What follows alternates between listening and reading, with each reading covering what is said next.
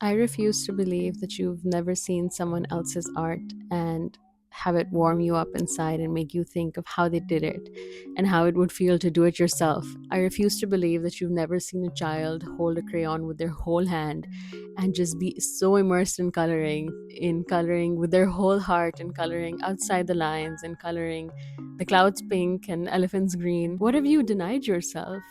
Just because somebody else seemed like they were better at it than you were, what have you denied yourself? I remember the first time I got 100 likes on my Facebook picture.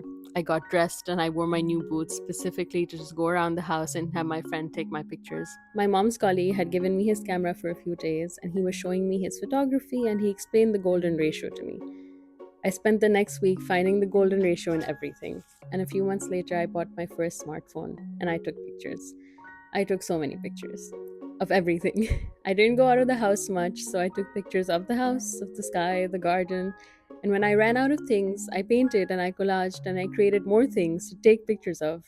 And I found Tumblr and I felt like I had struck gold. The more inspiration I saw, the more I wrote, painted, journaled, until I kept coming across what my 15-year-old brain told me was better.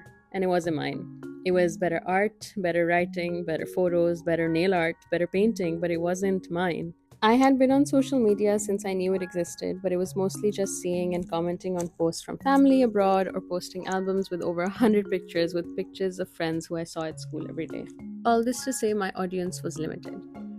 Until Ask FM became a thing, and I wish I had her bravery. The version of me that sat and found ways to interestingly overshare. It was hardly any effort compared to making art or writing books. So if a post didn't do well, it didn't sting because I had hardly put in any effort. It didn't sting until it did because other people who also had hardly put in any effort were doing so much better than I was. And so I didn't want to be on there anymore.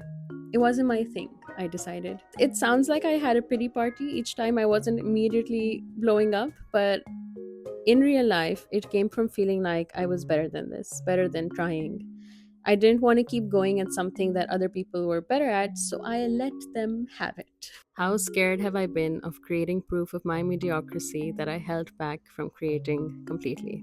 If someone walked up to you right now and handed you a drawing or a poem that you put together as a child, would you look at it with anything but love? Why did you stop giving yourself things to look at with love? Why did you stop creating? When did you stop creating? Does it not blow your mind to think that you can put art in places where there was nothing before? It doesn't have to be ready or perfect. You can write before you believe in it, and you can start before it makes sense. And you can doodle behind a piece of paper, and you can make something small and imperfect and unfinished, and you can enjoy the process so much. So, why are you denying yourself this act of love?